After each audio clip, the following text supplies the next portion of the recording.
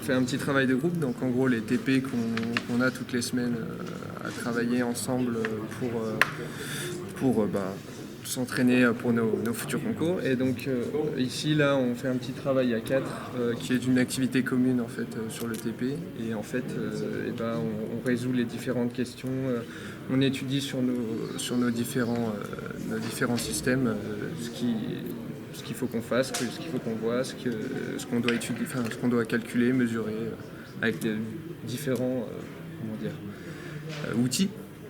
Et on s'entraide entre nous parce que certains systèmes se ressemblent plus ou moins.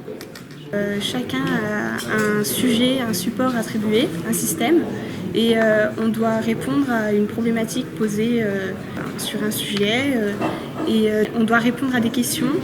Et à la fin, on fait un compte-rendu, on peut faire une présentation à l'oral au professeur pour expliquer et pour répondre à la problématique sur le système étudié. L'avantage qu'il y a à faire un TP, un travail de groupe, c'est que ça nous apprend beaucoup le travail d'équipe. On travaille beaucoup en équipe, on s'entraide ensemble, etc. C'est ce qui va nous former un peu pour le futur, quand on va essayer de devenir ingénieur, travailler en équipe, c'est ça le principal.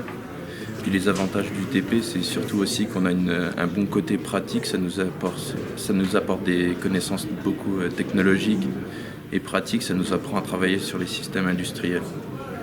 Donc dans le travail de groupe, donc même si certains ont plus de difficultés que d'autres, donc justement ceux qui réussissent le mieux vont avoir tendance à faire pousser les autres en avant, donc pour qu'ils réussissent, leur donner des pistes et des informations. Et tout ça va entraîner le groupe vers le haut, donc pour mieux réussir le TP et les questions à répondre. Alors moi je travaille sur la fonction de transfert du système Rackspeed. Je dois essayer de en gros modéliser la fonction de transfert. Alors là le principe c'était d'étudier donc sur ce système le cordeuse. C'était donc l'élément, la pince qui allait retenir le câble et voir le déplacement qu'elle avait avec la contrainte.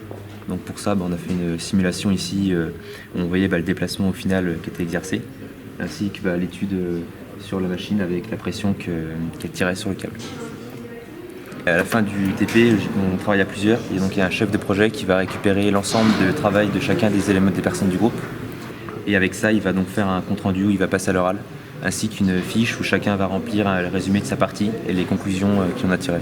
Chaque personne va être notée individuellement, plus ensuite une note générale venant de l'oral qui a été fait à la fin par le chef de projet. Ici, c'est un système où je dois appliquer et analyser la résistance des matériaux. Pour cela, j'ai à disposition un logiciel de modélisation qui me permet de modéliser la pièce de la cheville ici et d'appliquer certains efforts et de voir les conséquences que ces efforts peuvent avoir justement sur la déformation de cette pièce. J'ai relevé plusieurs résultats. En toute fin, en tirer une conclusion, chose que je vais être en train de faire bientôt. Notre TP consiste à modéliser le fonctionnement de cette machine par informatique, donc dans des conditions idéales. Donc ici on a une fonction de transfert complète du modèle qui nous donne des estimations des valeurs qu'on est censé trouver. Donc ici on a la position de l'objet par rapport à la consigne. Dans notre TP on a une partie modélisation, elle se modélise par des schémas blocs. Donc là on a tout ce qui est MCC, là c'est les éléments de transmission. Alors, tu peux jouer sur quoi justement pour essayer de faire remonter ce critère de sécurité? La section ici, rajouter de la matière ici. D'accord, très bien. Il faut bien penser que derrière les pièces, elles vont devoir se fabriquer aussi. Donc si tu complexifies les formes, suivant comment est fabriquée ta pièce, ça va la rendre beaucoup plus coûteuse. Il faut toujours avoir ce recul-là quand tu es sur ces phases limite conception-fabrication.